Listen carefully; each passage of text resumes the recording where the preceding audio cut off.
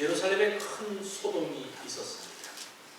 그것은 동방에서부터 왔던 사람들, 동방 박사들의 말로 인해서 예루살렘 성이, 그 조용하던 예루살렘 성이 시끄러워지기 시작했습니다.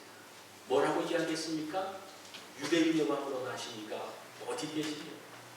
나는 먼 곳에서부터 그 별을 보고 유대인의 왕으로 나신 이에게 경배하기 위해서 왔습니다. 라고 이야기를 했습니다. 그 당시에 왕이 있었죠. 누가 왕입니까? 강력한 힘을 가지고 공포의 정치를 하고 있었던 헤롯이 왕이에요. 왕이 시퍼렇게 살아있는데 왕이 나셨다는 그 말은 정말 입에 담아서는 되지 않는 이야기. 그 이야기를 들었던 그 헤롯이 동방에서 온 박사들을 자기의 궁으로 초대를 했습니다. 그러면서 자세하게 묻기 시작을 합니다. 이것이 메시아에 대한 예언이라는 것을 이 헤롯은 어렴풋이 알았습니다. 메시아가 누굽니까? 그 선지자들이 예언되었던 어느 날 그 메시아가 왔을 때에 그 유다 왕국의 새로운 시작, 메시아로 인한 새로운 시작이 있는 것을 이 사람은 알고 있었어요. 이 헤롯은 어떤 왕입니까? 유다 왕이 아니에요. 유다 사람이 아니에요. 이방 사람입니다. 에돔 사람. 에돔 사람은 에서의 후예입니다. 그러니까 그 메시아가 왔다고 하면 뭐가 뒤집혀지는 겁니까? 왕조가 뒤집혀지는 거예요. 이 왕이 갈려지는 그러한 일이 일어나는 겁니다. 그래서 이 헤롯이 뭐라고 묻습니까? 제사장들과 서기관들을 불러서 유대인의 왕으로 나실 그 메시아가 어디서 나느냐? 라고 물었을 때에 이 서기관들이 뭐라고 대답합니까? 유대 땅 베들레헴입니다. 이렇게 이야기해요. 유대 땅 베들레헴입니다. 이것은 미가 선지자가 예언했던 그 내용이죠. 그런데 여기서 예수님은 왜 베들레헴에서 탄생하셨습니까? 자, 이런 질문을 하게 되죠. 제가 이런 질문을 하는 것, 여러분 좀 의아하게 생각하실 분들이 계실 거예요. 예수님이 그냥 베들레헴에 탄생하면 되겠지. 무슨, 왜 베들레헴에 탄생했을까? 여러분, 이스라엘에 많은 중요한 성들이 있습니다. 예루살렘 성, 중요한 성이죠. 그런데 예수님이 오시면 멋있잖아요. 헤브론이라는 성은 굉장히 중요한 곳입니다. 믿음의 조상 아브라함과 사라와 이삭과 여러 믿음의 조상이 묻혀있는 곳이 어디입니까? 헤브론이라는 땅입니다. 브엘세바는 어떻습니까? 아브라함이 그 자녀가 없었을 때 하나님께서 그 약속의 씨로 주셨던 그 자녀를 얻었던 땅이 브엘세바라는 곳입니다. 베델이라는 곳은 정말 믿음의 고백이 있었던 땅이 바로 베델입니다. 그 유명하고 화려하고 이름 있는 그 모든 성들을 다 제쳐놓고 베들레헴, 사실 이름도 없는 곳이죠. 여러분, 베들레헴 어디서부터 들어보셨습니까? 어디서부터 이 베들레헴이 나오기 시작합니까? 왜 하나님은 이 베들레헴에 예수님을 오게 하셨을까? 그거 궁금하지 않습니까? 저만 궁금했던 거예요. 그냥 당연했던 것을 우리가 다시 한번 살펴보자. 이 베들레헴의 탄생의 비밀을 안다면요, 성탄의 의미가 무엇인지 새롭게 알게 될 것입니다. 그래서 오늘 제목이 메시아 비밀 베들레헴. 이번에 제가 성탄절 설교를 뭘 할 것인가를 이렇게 생각하면서 구약의 선지자들이 이야기했던 그 예언이 도대체 어떻게 신학과 연결되어지는가를 보면서 이 베들레헴을 찾아보기 시작했습니다. 그래서 이 베들레헴에 대한 비밀을 알려고 그러면 신약의 관점이 아니라 구약의 관점으로 보면 새로운 것들이 보이기 시작합니다.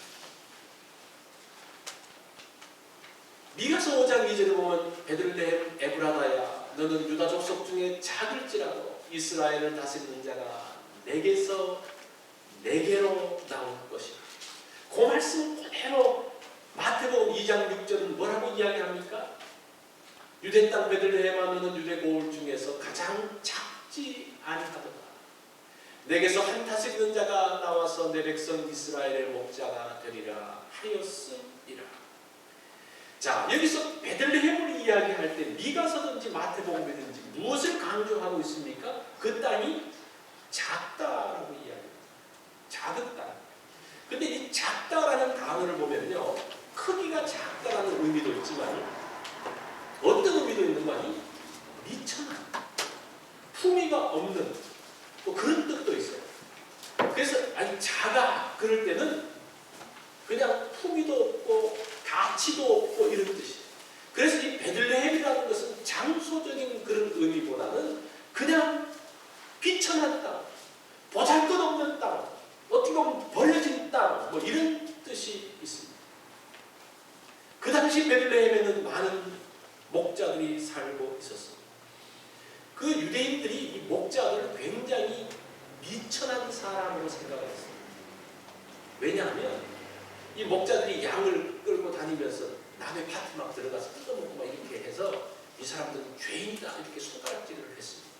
그 당시 사람들이 생각했던 거예요. 그리고 이 양들이 다치고 상처나고 그러면 이 목자들이 그거를 닦아주고 뭐 피를 만지잖아요. 이 피를 만지면 뭐가 됩니까? 부정한 사람이 되어서 그 사람들은 부정한 사람이고 죄인이고 영 미쳐냈던 사람이라는 거예요. 예수님께서 이 탄생했을 때 하늘에 천군과 천사가 나타나는 것을 본 사람들이 누굽니까? 목자들이죠. 그 목자들이 어디에 있는 목자들인 줄 아십니까? 베들레헴에 있었던 목자들. 예수님께서 스스로 나는 목자라고 했을 때에 이것이 그냥 뭐 그 근사한 이야기가 아니고 그런 사람들이 생각하고 있어요. 별로 좋지 않은 이미지에서의 목자라는 것을 우리가 이런 것들을 통해서 알 수가 있습니다. 자, 그 당시에 베들레헴에 많은 목자들이 살았다라고 했고 그것은 그러기에 정말 비천한 그냥 천한 사람들이 있었던 보잘것없는 땅이었다는 겁니다. 또 이 베들레헴을 살펴보면 야곱이 사랑했던 여인이 누굽니까? 라헬이죠. 라헬. 이 라헬이 죽었던 곳이 어디입니까? 베들레헴 에브랏입니다. 이게 에브랏이 뭐지? 에브라다예요. 창세기 35장 16절로 보면 그들이 베델에서 길을 떠나 에브랏에 이르러 얼마간 거리를 둔 곳에 라헬이 해산하게 되어 심히 고생하여 그가 난산할 즈음에 산파가 그에게 이르되 두려워하지 말라. 지금 내가 또 등남하느니라 하매 그가 죽게 되어 그 혼이 떠나려 할 때에 아들의 이름을 베노니라 불렀으나 그의 아버지는 그를 베냐민이라 불렀다. 라헬이 죽음에 에브랏 곧 베들레헴 길에 장사되었다. 그 베들레헴은 무엇으로 기억되어지는 것입니까? 라헬이 아이를 낳으면서 난산하며 고통하면서 죽어갔던 것이 베들레헴입니다. 그래서 마태복음 2장 18절에 보면 이제 헤롯이 아기 예수의 탄생, 그 왕의 탄생 소식을 듣고 그 동방 박사들로부터 그 정보를 얻으려고 했는데 그것 없이 그냥 가버리니까 이 헤롯이 어떻게 합니까? 2살 이하의 아이들을 다 죽일 때 뭐라고 말합니까? 그 죽은 자식을 보면서 그 부모들, 그 어미들의 마음을 뭐라고 말합니까? 라헬이 자식을 위하여 애곡하는 것 같더라. 이 베들레헴 그러면요, 그 당시 사람들이 생각했던 곳의 그 베들레헴의 뜻이 뭐예요?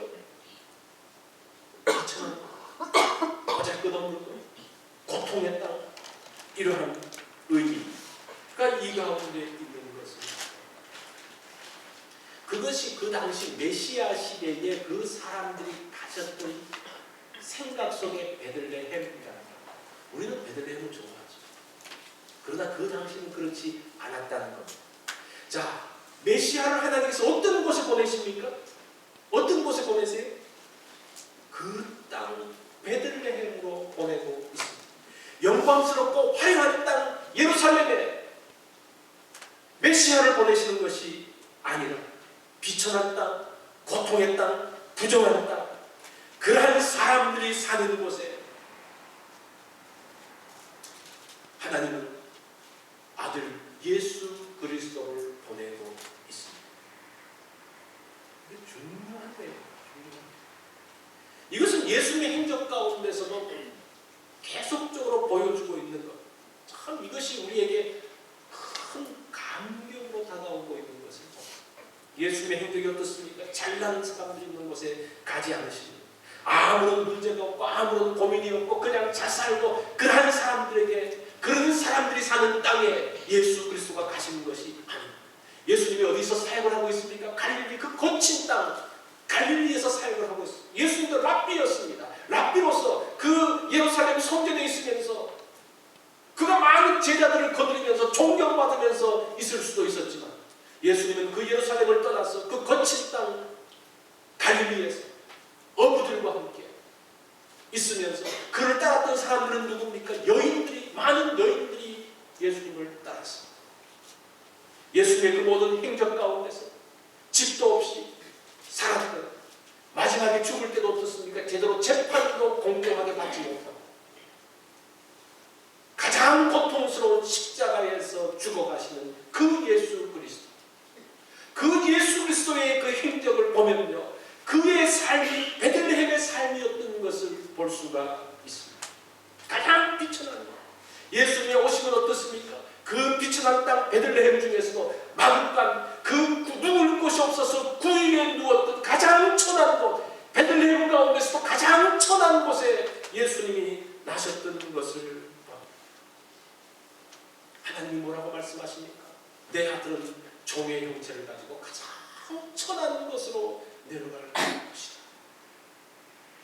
이것이 베들레헴의 아들을 보냈던 하나님의 마음인 것입니다. 이게 베들레헴 사상. 이 말은 그냥 제가 만든 이야기입니다. 베들레헴 사상이 뭡니까? 성탄에서 베들레헴이 의미하는 것을 알지 못하면요, 성탄의 진정한 의미를 알지 못합니다. 지금은 어디에서 지금 크리스마스가, 성탄들이 만들어지고 있습니까? 화려한 호텔에서, 화려한 쇼핑센터에서, 멋있는 파티장에서 만들어지고 있는데 하나님께서 시작하신 그 성탄은 그것이 아니었다는 겁니다. 베들레헴, 비천한 사람들이 사는 곳, 그 부정한 사람이 살던 그러한 곳, 거기에서 성탄이 시작되어지고 있습니다. 동방박사 이야기를 들을 때마다 제가 늘 궁금했던 것이 있었는데, 그것이 무엇인가 하니, 만왕의 왕으로 오신 그 아기 예수, 그 메시아가 있는 곳을 제사장들도 알았고 서기관들도 알았어요. 그리고 그것을 알려줍니다. 그리고 동방박사가 그들에게 갑니다. 그런데 정작 그것을 알려주고 그것을 알고 알려줬던 사람들은 어떻게 합니까? 안 가요. 그게 이상하지 않습니까? 그 정말 동방에서부터 먼 곳에서부터 온 그 박사들이 와서 그 메시아가 유대인의 왕으로 나실 이가 어디 계신지 물어가지고 그것을 가지고 왔는데, 그것 때문에 예루살렘에 소동을 벌였는데도 이들은 가지 않습니다. 왜 그럴까? 뭐 정확하게 알 수는 없죠. 아마 뭐 큰 이유 중에 하나가 목숨을 부지하기 위해서. 헤롯이 싫어하는 걸 알기 때문에 그 괜히 갔다가, 그죠? 그럴까? 그게 무서우면 몰래라도 가봐야 되는 거예요. 그렇게 하지 않습니다. 그걸 보니까 그 땅에 가고 싶지 않은 거예요. 그 땅이 어떤 땅이기 때문에 비천한 땅이고 보잘것없는 땅이고 부정한 땅이고 자기 취향이 아닌 거예요. 아마 그래서 가지 않았을까라는, 안 가지 않았을까라는 생각을 해요.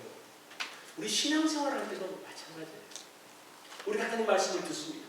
그 말씀을 들음에도 불구하고 우리가 왜 그 말씀대로 살지 못합니까? 별로 내키지 않는 거예요. 내 스타일이 아닌 것 같아요. 내 취향이, 하나님께서 말씀하시지만 내 취향을 따라서 선택하는 것. 그것이 그 당시 예루살렘에 있었던 제사장과 서기관들의 이야기입니다. 오늘날 이 시대 가운데서 하나님 말씀이 있음에도 불구하고 그것을 알면도 불구하고 어떻게 해야 되는지 알면도 불구하고 자기 취향 때문에 자기 생각 때문에 그것을 따라가지 않는 사람들의 모습이 정확하게 연결되어지고 있는 것입니다. 이 베들레헴은 천한 곳이지만 그 이름의 뜻은 참 놀랍습니다. 베들레헴의 뜻이 뭡니까? 떡집이라는 뜻이에요. 떡집. 그 당시 별로 먹을 게 없는 사람들의 떡집, 방앗간. 이 에브라다라는 것은 베들레헴의 옛 지명인데 에브라다의 뜻이 뭡니까? 열매를 많이 맺는다라는 뜻이에요. 원래 이름은 멋있잖아요. 그죠? 이게 좀 보잘것없는 사람도 이름은 어떻게 짓습니까? 멋있게 짓잖아요. 별로 가진 게 없는 사람이 이름을 더 멋있게 지으려고 해요. 왜 그런 거 아니? 소망이죠, 소망. 이름만이라도 좀 멋있게 쓰고 싶어. 이 소망이 담겨져 있는 땅 베들레헴, 그것은 비천하고 보잘것없는 땅이지만 그 땅에는 뭐가 있는 것입니까? 떡이 많고 많은 열매가 있는 그러한 땅을 말하고 있습니다. 이 베들레헴의 삶을 보면요, 예수님의 모습이 그대로 담겨져 있습니다. 선지자들은 예수님을 뭐라고 이야기합니까? 이사야 53장 2절로 5절, 아주 유명한 메시아 예언의 2절이죠. 그는 주 앞에서 자라나기를 연한 순 같고 마른 땅에서 나온 뿌리 같아서 무엇이 없습니까? 고운 모양도 없고 풍채도 없으니 우리가 보기에 흠모할 만한 아름다운 것이 없다. 그는 멸시를 받아 사람들에게 버림받았으며 간고를 많이 겪었으며 질고를 아는 자, 마치 사람들이 그에게 얼굴을 가리는 것 같이 멸시당하고 우리도 그를 귀히 여기지 아니하였다. 그는 실로 우리의 질고를 지고 우리의 슬픔을 당하였거늘 우리는 생각하기를 그는 징벌을 받아 하나님께 맞으며 고난을 당한다 하였다. 이사야 선지자가 지금 예수 그리스도를 어떻게 예언하고 있습니까? 그는 고운 모양도 없고 풍채도 없고 아름다운 것도 없는 사람들로부터 버림받은 우리마저도 그를 귀하게 여기지 않는 그러한 분으로 오셨다라고 이야기를 하고 있습니다. 예수님이 오셨을 때 뭐라고 이야기합니까? 비천한 땅, 그 예수가 그 비천한 땅에 오신 것 딱 맞는 의미지. 가장 천한 것 구유의 의미. 그래서 사람들은 예수님을 향해서 뭐라고 이야기합니까? 세리와 창기와 죄인의 친구로다. 좋은 말입니까? 칭찬이에요? 욕입니까? 그렇게 욕하면서 계셨던 이 사람은 먹고 마시기를 즐겨하는 자로다. 그러한 이야기를 들으면서 그 거친 땅 갈릴리에 있었던 것을 예수님이 그렇게 사셨지만 정말 베들레헴 같은 그러한 삶을 사셨지만 그 마음 가운데는 큰 내면의 기쁨과 풍성함이 있었던 것을 볼 수가 있습니다. 아무것도 없는 것 같은데 그 가운데 풍성함이 있습니다. 그 가운데 기쁨이 있습니다. 그 가운데 능력이 있습니다. 이 예수 그리스도를 만났던 사람들이 변화되어집니다. 새롭게 되어집니다. 사마리아 여인이 예수 그리스도를 통해서 새롭게 되어졌죠. 7 귀신 들려서 정말 제정신 없이 살았던 그 막달라 마리아가 예수 그리스도를 통해서 새롭게 되어졌어요. 가나안 현장에서 잡힌 그 여인이 예수 그리스도를 통해서 새롭게 바뀌어지고 있는 그 많은 역사들, 그 많은 일들, 그 가운데 예수 그리스도 가운데 그 풍성함이, 그 평안이 있었고 그것이 사람들에게 전달되어지는 그 능력, 그것이 예수 그리스도의 삶이었습니다. 이것이 지금 베들레헴을 통해서 우리에게 보여주고 있는 중요한 내용입니다. 아무것도 없는 것 같지만 하나님께서 그 이름 가운데 무엇을 심어두셨습니까? 그곳은 떡집이다. 예수 그리스도가 무엇입니까? 나는 생명의 떡이에요. 내 떡을 먹고 내 생수를 마시는 사람은 영원히 살 것이죠. 그러한 풍성함을 하나님께서 이 베들레헴과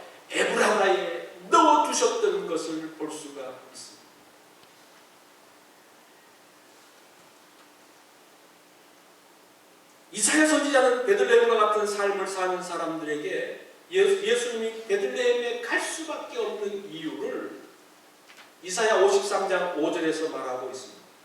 거기서 뭐라고 이야기하면 계속 이어지는 말씀이죠. 그가 찔림은 우리의 허물 때문이요 그가 상함은 우리의 죄악 때문이요 그가 징계를 받음으로 우리가 평화를 누리고 그가 채찍에 맞음으로 우리가 나음을 받았다. 그 삶이 정말 풍채도 보잘것도 없고 아무런 것도 없는 것처럼 보여지지만 실제적으로 예수 그리스도께서 그러한 삶을 사시고 징계를 받고 채찍을 받음으로 인해서 우리가 평화를 얻고 우리가 나음을 얻었다는 그 고백, 그것이 메시아의 모습, 그것이 예수 그리스도의 모습입니다. 사실은 예수 그리스도께서 그렇게 비천하게 오셨지만 그 삶의 능력이 그 내면 가운데서 있었던, 하나님께서 그 베들레헴의 외모는 보잘것없지만 그 가운데 심겨준 하나님의 약속, 그 하나님의 약속이 그 베들레헴을 베들레헴으로 만들었다.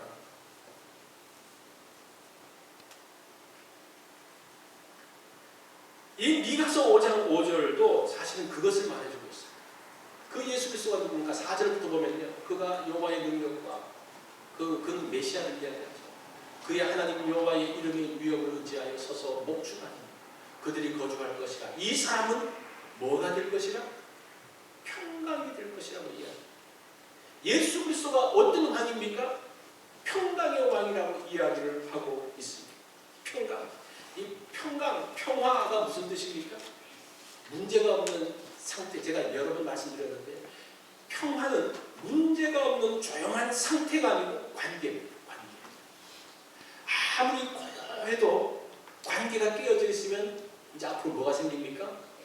전쟁이 일어나는, 문제가 생기고 소동이 일어나는, 죄로 인한 갈등과 반목, 고민. 이 평강은 언제 나오는가? 이 죄의 문제가 해결되어질 때에 평화가. 그죠? 나라 간의 문제도 마찬가지예요. 나라 간에 왜 전쟁합니까? 자기가 더 자기 나라 욕심 때문에 전쟁하죠. 그 욕심을 내려놓고 그거 회개하면 어떻게 되는 거예요? 전쟁이 끝나요. 부부 사이에서 갈등, 이게 또 뭡니까? 사실은 다 자기의 그 주장, 그것들을 내려놓고 회개하면 그 가운데 평화가. 예수 그리스도께서 오시는 그 평강이라는 것은 무엇인가 하니, 아유 시끄러우니까 이제 잠잠하자, 잠깐 좀 쉬자, 휴전하자, 이게 아니라 우리의 마음 가운데 새로운 관계들을 만들어가는 것, 그것이 메시아를 통해서 우리에게 보여주고 있는 내용이라는 것. 예수 그리스도를 통한 그 평강이라는 것은 무엇을 말합니까? 계속적인 관계의 회복들을 이야기하고 있습니다. 관계가 회복된다면 반드시 그 가운데 평화가. 신앙생활이 그거예요. 신앙생활을 다른 거 열심히 하는 그거 이전에 신앙생활은 관계의 회복. 제일 먼저 누구와 관계의 회복입니까? 하나님과의 관계의 회복. 그 다음에 누구와의 관계의 회복입니까? 가까이 있는 사람들과의 관계의 회복. 계속 하나님과 관계의 회복을 만들고 계속 관계의 회복을 만들어 간다면 뭐가 올까요? 평화가. 그것이 지금 예수 그리스도 그 메시아가 평강이라고 말하는 것은 바로 그러한 의미가 있는 것을 볼 수가 있습니다. 자, 이 비천하고 보잘것없던 이 베들레헴이 이제는 왕의 고울이 되어집니다. 이 베들레헴의 이야기가 룻기에 나와요. 룻기에 누구 이야기에서 나옵니까? 나오미와 보아스. 나오미가 베들레헴에서 그냥 그 가뭄 때문에 가잖아요. 그 베들레헴은 가뭄의 땅이었고 살기 어려운 땅이어서 갔는데 다시 돌아왔는데 누가 나옵니까? 보아스가 됐어요. 그 땅도 다 잃어버리고 그렇게 했던 그 나오미의 집, 정확히 말하면 엘리멜렉이죠. 그 남편이죠. 엘리멜렉이죠. 그 기업이 있었는데 그 기업도 찾지 못하는데 그 기업을 찾아주는 사람이 누굽니까? 기업 물을 자가 누굽니까? 보아스. 이 보아스는 그 완전히 파괴되어지고 완전히 무너져 있던 그 나오미의 가정을 회복시켜준 평화의 사도가 누굽니까?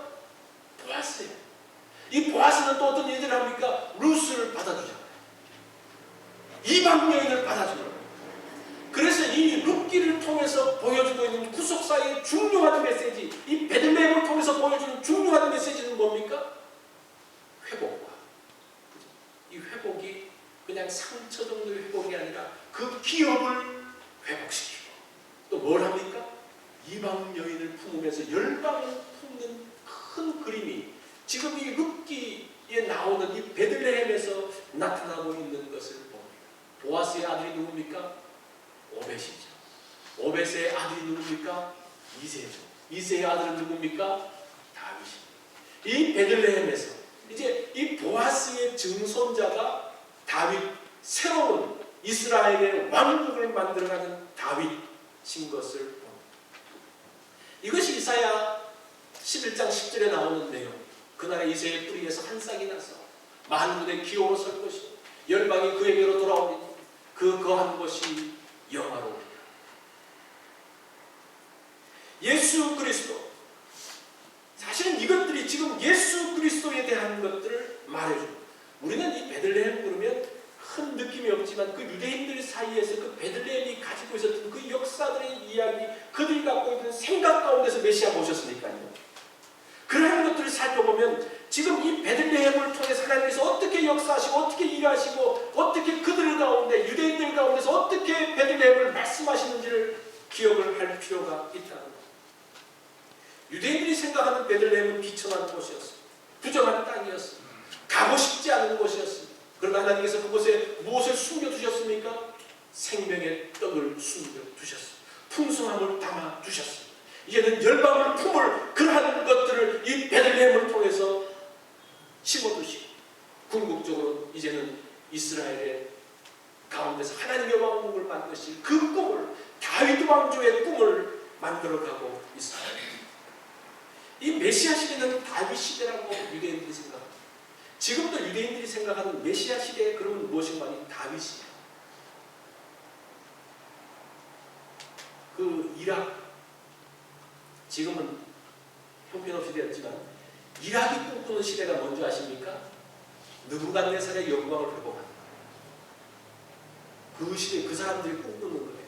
유대인들이 꿈꾸는 시대가 어떤 시대입니까? 다윗 시대. 그 강함, 그 풍성함. 그래서 그 메시아는 반드시 그 다윗의 모습으로 올 것이다. 그러면서 그 강하고 풍성하고 정치적인 것만 생각하는데 하나님은 무엇을 말씀하고 계신 거예요? 베들레헴 땅에 있었던 다윗을 말씀하고 있습니다. 그것이 하나님의 은혜. 자, 오늘날 베들레헴은 어떨까? 여러분, 베들레헴을 가보신 적이 있습니까? 지금도 이 베들레헴은 여전히 홀대당하는 땅. 이 유대인들은 예수님을 중요하게 생각하지 않으니까 뭐 베들레헴도 중요하게 생각하지 않죠.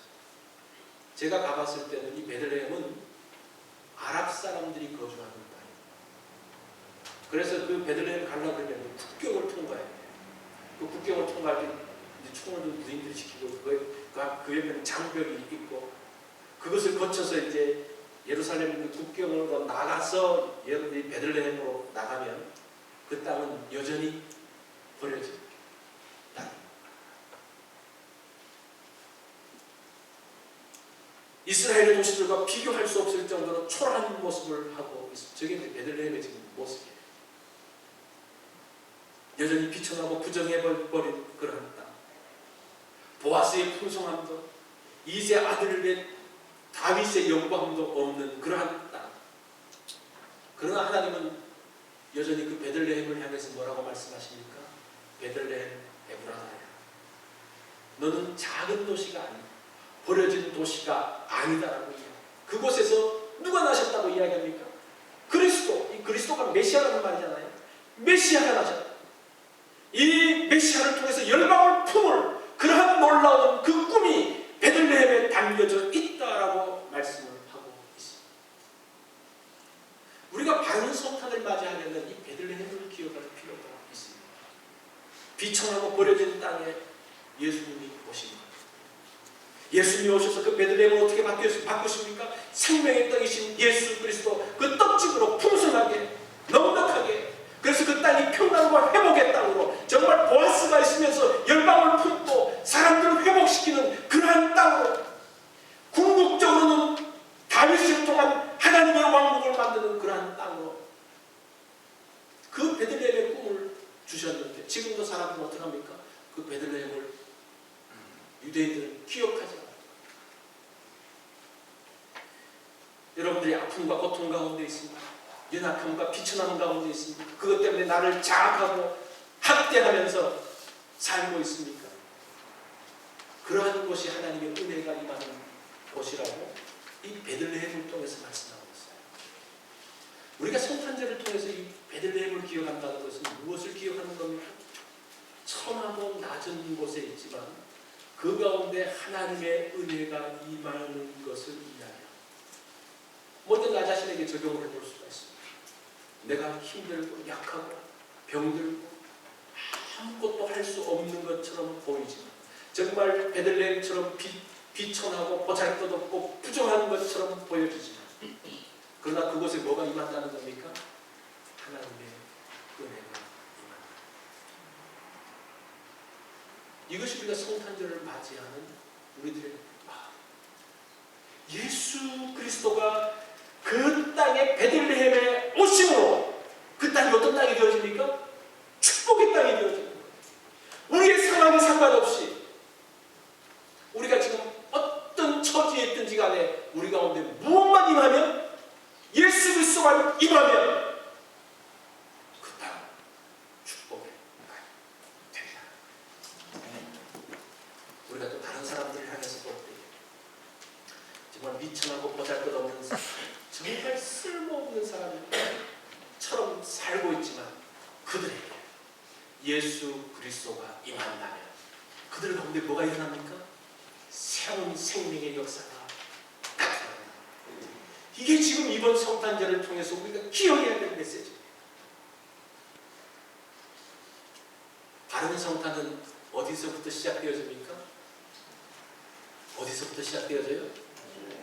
베들레헴에서부터 시작돼요. 여러분, 이번 성탄절에 베들레헴을 기억을 하십시오. 하나님께서 이 베들레헴을 통해서 어떻게 역사하실지 기대하면서 성탄을 맞이하시기 바랍니다. 우리 다 같이 기도하겠습니다.